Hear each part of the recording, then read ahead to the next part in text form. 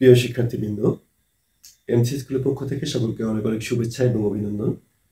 আজকে আমরা আলোচনা করব অষ্টম শ্রেণীর গণিত বইয়ে ঘনবস্তুতে দ্বিপদী ও ত্রিপদী রাশি খুঁজি অধ্যায়ের পৃষ্ঠা নং হচ্ছে 69। এই 69 পৃষ্ঠার যে অনুশীলনী সমাধানগুলো আছে, এই অনুশীলনী সমাধানগুলো আমরা করে দেখব। এখন 1 নম্বর অঙ্কে বলছে নিচের কোনটি দ্বিপদী রাশি, তোমার উত্তরের সপক্ষে যুক্তি দাও। প্রথম কথা হচ্ছে যে আমাদের দ্বিপদী রাশি চিনতে হবে। দ্বিপদী রাশি কোনগুলো? দ্বিপদী রাশি হচ্ছে সেই রাশিগুলো যে রাশিগুলো দুটি পদ থাকবে। এক্স ওয়াই প্লাস 3x, তাহলে এইটা কি দ্বিপদী রাশি কি রাশি নয়? প্রথম কথা হচ্ছে যদি কোনো প্রক্রিয়া চিহ্ন দ্বারা যোগ বা বিয়োগ, প্লাস বা মাইনাস চিহ্ন দ্বারা যুক্ত থাকে, তাহলে এটা হচ্ছে দ্বিপদী রাশি। তাহলে এক্স ওয়াই প্লাস 3x, তাহলে এই যে এখানে দেখো এক্স ওয়াই একটা পদ, তাহলে 3x একটা পদ, তাহলে এটা হচ্ছে দ্বিপদী রাশি। তাহলে আমাকে বলছে দ্বিপদী রাশি নয় যেগুলো, সেগুলোর কি করতে বলছে? যেগুলো দ্বিপদী রাশি নয় সেগুলো সপক্ষে যুক্তি দিতে বলছে। তাহলে এটা দ্বিপদী রাশি, তাহলে এটার উত্তর আমরা কি লিখবো? যে এটা হচ্ছে দ্বিপদী রাশি। দেখো এই খ নম্বর, দেখো এক্স ওয়াই, এটা একটি পদ, এখানে কোনো প্রক্রিয়া চিহ্ন নাই, প্লাস মাইনাস দ্বারা যুক্ত নয়, তার মানে এইটা দ্বিপদী রাশি নয়, এটা দ্বিপদী রাশি নয়। এখানে দেখো x plus y minus z, এটা কি দ্বিপদী রাশি? না। এখানে দেখো এই যে একটা প্রক্রিয়া চিহ্ন, এখানে একটা প্রক্রিয়া চিহ্ন, তাহলে একটা দুইটা তিনটা পদ, তাহলে এটা দ্বিপদী রাশি নয়। তারপর দেখো এই রাশিটাকে ঘ নাম্বার যদি চিন্তা করি, তাহলে x square minus 2x plus 1, এটা হচ্ছে দ্বিপদী রাশি? না, ত্রিপদী রাশি। দেখো এই যে একটা রাশি, এই যে একটা রাশি, এই যে একটা রাশি, তাহলে ত্রিপদী রাশি, এটা দ্বিপদী রাশি নয়। তারপর দেখো ওয়াই স্কোয়ার, এখানে কয়টি পদ? একটি পদ। এখন আমরা উত্তর লিখবো, তাহলে সমাধান। তাহলে এখানে দেখো আমরা সমাধান লিখছি। খ নাম্বার দেখো এক্স ওয়াই, তাহলে এটা দ্বিপদী রাশি নয়, এবং ওয়াই স্কোয়ার এটা দ্বিপদী রাশি নয়। কেন দ্বিপদী রাশি নয় এটা অলরেডি আমি বলছি। এরপর উত্তরের সপক্ষে যুক্তি দেখো, যেহেতু এক্স ওয়াই এবং ওয়াই স্কোয়ার কোনো প্রক্রিয়া চিহ্ন দ্বারা যুক্ত নয়, এর মাঝখানে কোনো প্রক্রিয়া চিহ্ন নেই, এ কারণে এক্স ওয়াই এবং ওয়াই স্কোয়ার কোনো দ্বিপদী রাশি নয়। তাহলে আমাদের ক নম্বর অঙ্কের সমাধান হয়ে গেল। এখন আমরা 2 নং অঙ্কের সমাধান দেখব। 2 নং অঙ্কে বলছে নিচের দ্বিপদী রাশিগুলো থেকে এক চলক ও দুই চলক দ্বিপদী রাশি চিহ্নিত করো। তাহলে আমাদের এই যে নিচে যে রাশিগুলো আছে, এই দ্বিপদী রাশি। দ্বিপদী রাশি কেন? এই রাশিগুলো দুইটি করে পদ আছে। দেখো এখানে x প্লাস 1, তাহলে x একটা পদ, 1 একটা পদ, কারণ এই পদগুলো প্রক্রিয়া চিহ্ন দ্বারা যুক্ত আছে। যেগুলো প্রক্রিয়া চিহ্ন দ্বারা যুক্ত থাকবে সেগুলোকে আমরা দ্বিপদী রাশি বলবো। দুইটি একটি প্রক্রিয়ার মাধ্যমে, দেখো এই একটি পদ একটি পদ, দুইটি পদ যুক্ত আছে জন্য আমরা এগুলোকে দ্বিপদী রাশি বলি। তাহলে এই দ্বিপদী রাশিগুলো থেকে এক চলক এবং দুই চলক, তাহলে আমাদের যে বিষয়টা জানতে হবে সেটা হচ্ছে চলকটা কি। চলকটা হচ্ছে যার মান নির্দিষ্ট নয়, যার মান কি না? নির্দিষ্টতা। তাহলে এখানে দেখি আমরা এক্স, এক্স ইকুয়াল কত নিই আমরা জানি, এক্স ইকুয়াল 1 হতে পারে, এক্স ইকুয়াল 2 হতে পারে, 3 হতে পারে, এরকম বিভিন্ন সংখ্যা আমরা চিন্তা করতে পারি। তাহলে এক্স এর মানটা কি নয়?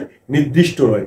তাহলে যেগুলোর মান নির্দিষ্ট না, যেগুলোর মান নির্দিষ্ট না সেই রাশিগুলো হচ্ছে চলক। তাহলে যেগুলোর মান নির্দিষ্ট না সেগুলো হচ্ছে কি? চলক। তাহলে এখানে x Y Z A B C D, এগুলো যে মানগুলো আমরা ধরে নিতে পারি এগুলো হচ্ছে চলক। অর্থাৎ অজ্ঞাত রাশি থাকলে, অজ্ঞাত রাশির মানে হচ্ছে চলক। আমি যদি এটাকে এ বি সি ডি না লিখে ক লিখলাম, তাহলে ক হচ্ছে কি? একটা চলক। কেন?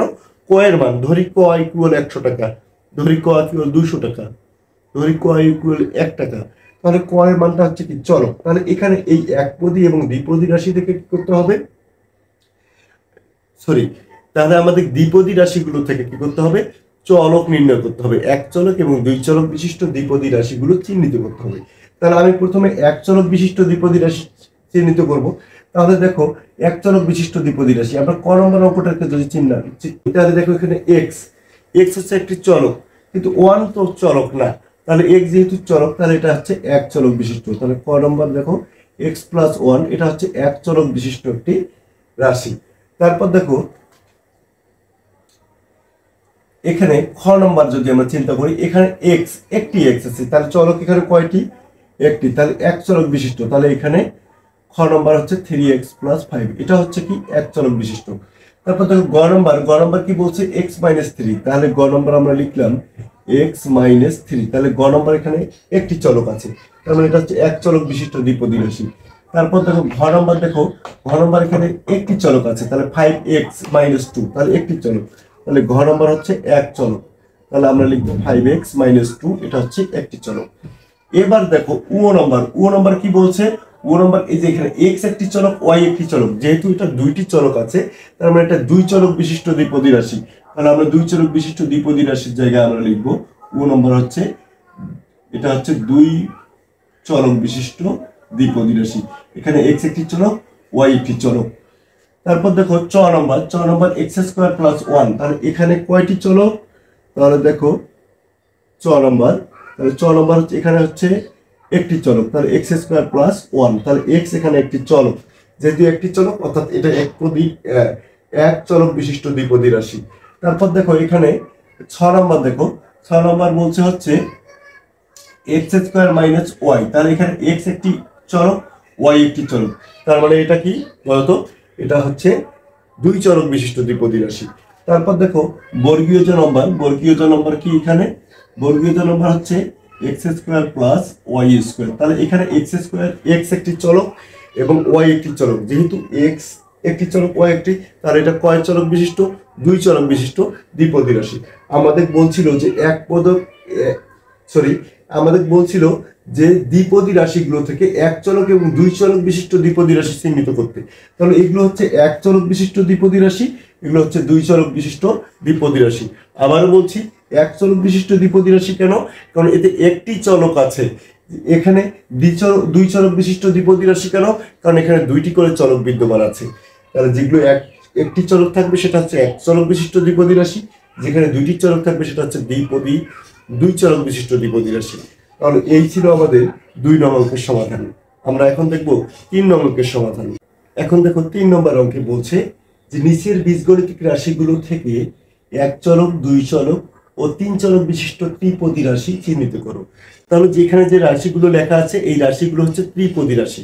এখন এই তিনটা পদ আছে, তাহলে একটি পদ, দুইটি পদ, তিনটি পদ, প্রতিটারে এরকম তিনটি করে পদ আছে। এখন বলছে এই রাশিগুলো থেকে এক চলক বিশিষ্ট ত্রিপদী রাশি। তাহলে এক চলক হচ্ছে কোনগুলো? যেগুলো হচ্ছে অজ্ঞাত রাশি, যে রাশিগুলো মান আমাদের জানা নেই, সেই রাশিগুলো হচ্ছে অজ্ঞাত রাশি। তাহলে দেখি আমরা এখানে এক চলক বিশিষ্ট দ্বিপদী রাশি, এক চলক বিশিষ্ট, তার মানে এখানে চলক হচ্ছে কয়টি? একটি। তাহলে দেখো এখানে একটি x একটি চলক, y একটি চলক, তার মানে এটা দুইটি চলক আছে, তার মানে দুই চলক বিশিষ্ট। তারপরে ক নম্বর দেখো, ক নম্বর হচ্ছে x + y + 3, বলতো এখানে x হচ্ছে একটি চলক, y হচ্ছে একটি চলক, তাহলে দুই চলক বিশিষ্ট ত্রিপদী রাশি। আমরা দুই চলক বিশিষ্ট ত্রিপদী রাশির জায়গায় লিখলাম। এরপর দেখো খ নম্বর কি বলছে? খ নম্বর বলছে x² + 3x, x² + 3x + 5। এখানে দেখো x একটি চলক, এখানেও x একটি চলক, তার মানে এখানে হচ্ছে একটি চলক, তারপরে এক চলক বিশিষ্ট এটা ত্রিপদী রাশি। তারপর গ নম্বর আমরা লিখি xy + z। আমরা গ নম্বর দেখো আমরা লিখলাম তিন চলক বিশিষ্ট, তাহলে xy + z -3। তাহলে দেখো এখানে x একটি চলক, y একটি চলক এবং z একটি চলক, তাহলে x একটি চলক, y একটি চলক এবং z একটি যদি চলক হয় তাহলে এটা হচ্ছে তিন চলক বিশিষ্ট ত্রিপদী রাশি। তারপর দেখো ঘ নম্বর আমরা দেখো এখানে ঘ নম্বর লিখতেছি 5x + y² - 2, তাহলে এখানে x একটি চলক, y একটি চলক, তাহলে যেহেতু দুইটি চলক তার মানে এটা দুই চলক বিশিষ্ট ত্রিপদী রাশি।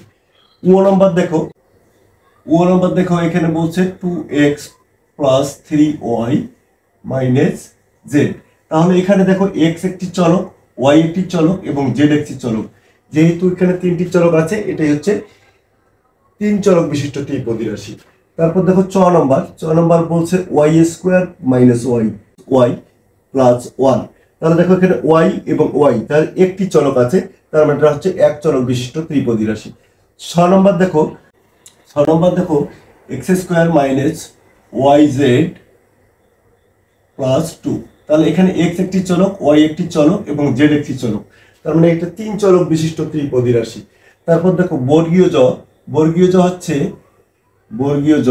বর্গীয় যে দেখো x square plus y square minus y, তাহলে এখানে এক্স স্কোয়ার, এক্স একটি চলক, ওয়াই একটি চলক এবং এখানে ওয়াই একটি চলক। তার মানে দেখো ওয়াই, এক্স এবং ওয়াই এখানে চলক হচ্ছে দুইটি, তার মানে এটা হচ্ছে দুই চলক বিশিষ্ট ত্রিপদী রাশি। তাহলে দেখো এখান থেকে আমরা চলক বিশিষ্ট যে ত্রিপদী রাশি নির্ণয় করতে বলছিল, এক চলক, দুই চলক এবং তিন চলক, আমরা এক চলক, দুই চলক এবং তিন চলক বিশিষ্ট ত্রিপদী রাশিগুলো এভাবে আমরা চিহ্নিত করলাম। তাহলে এই ছিল আমাদের 3 নম্বর অঙ্কের সমাধান। আজকের পর্বটি এ পর্যন্তই। সবাই ভালো থাকবে, সুস্থ থাকবে, দেখা হবে আগামী পর্বে। ধন্যবাদ সকলকে।